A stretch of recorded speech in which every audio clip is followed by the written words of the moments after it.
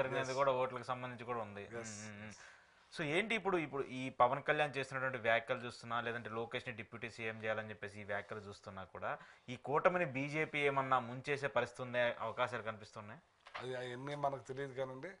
ఇవాళ మామూలుగా లోకేష్ మాత్రం డిప్యూటీ సీఎం చేస్తారన్నదే మొన్న ప్రధానమంత్రి వచ్చినప్పుడు తెలిసిపోయింది. ఇదే ఆయన ఫోటో కూడా యాడ్ చేయడం. ఆయన ఒక మంత్రి, సహచార మంత్రులు చాలా మంది ఉన్నారు. అయినా సరే ఆయన ఫోటో వేశారంటే ఆయన డిప్యూటీ సీఎంకి పోటీ పడుతున్నట్టు ఇంకా వాళ్ళ చేతిలో పని ఇచ్చుకుంటారు. ఓకే, అలాంటి ఛాన్సెస్ ఉన్నాయి నాకు అనిపిస్తుంది. మొన్న ఫోటో వేయటం చూసిన తర్వాత. ఒకసారి మీ పార్టీ గురించి మాట్లాడదాం. ఎలా ఉంది ఇప్పుడు? స్ట్రెంగ్త్ గా ఉందా పార్టీ? మా పార్టీ అప్పుడు ఇప్పుడు స్ట్రెంగ్తేనండి.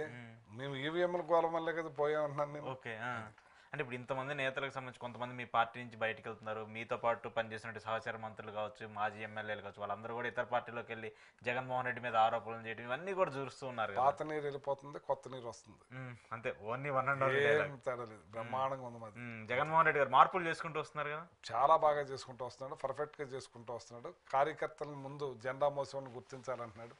వాళ్ళందరికీ కూడా మేలు చేయాలి, మంచి చేయాలంటున్నాడు. 200% కార్యకర్తలు సాటిస్ఫాక్షన్. రేపు ఫిబ్రవరి 15 నుంచి ఆయన టూర్ స్టార్ట్ అవుద్ది. ఒక జిల్లాలో ఒక రోజు 2 నియోజకవర్గాలు, ఒక రోజు 2 నియోజకవర్గాలు, ఒక రోజు 3 నియోజకవర్గాలు కార్యకర్తలతోటే కూర్చుంటాడు.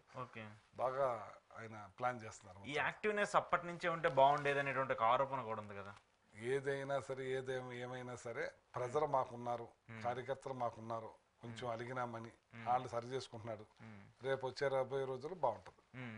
మీరు మంత్రిగా పనిచేశారు, మీ శాఖకి సంబంధించి. ఇప్పుడు కొంతమంది మంత్రులు, మీ శాఖకి సంబంధించి కొంతమంది మంత్రులు ఉన్నారు.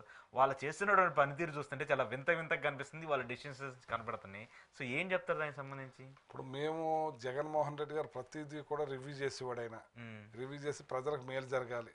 మా టైంలో రెడ్ దాల్ కందిపప్పు ఇచ్చేవాళ్ళం, షుగర్ ఇచ్చేవాళ్ళం, గోధుమ పిండి ఇచ్చేవాళ్ళం, రాగి పిండి కూడా ఉత్తరాంధ్ర, రాయలసీమ స్టార్ట్ చేసాం.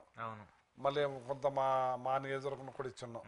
ఇలా మొత్తం పెంచుకుంటా పోయి ప్రజలకు మంచి మేలైన సరుకు తక్కువ రేటుకి అందించాలని భావనతో ఆయన ఉండేవాడు.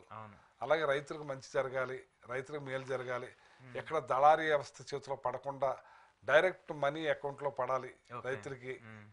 మన ఈ క్రాప్ చేసి, ఈ క్రాప్ ద్వారా ప్రతి ఒక్కళ్ళది కూడా తీసుకుని డైరెక్ట్ అయిందిలే చేసాం.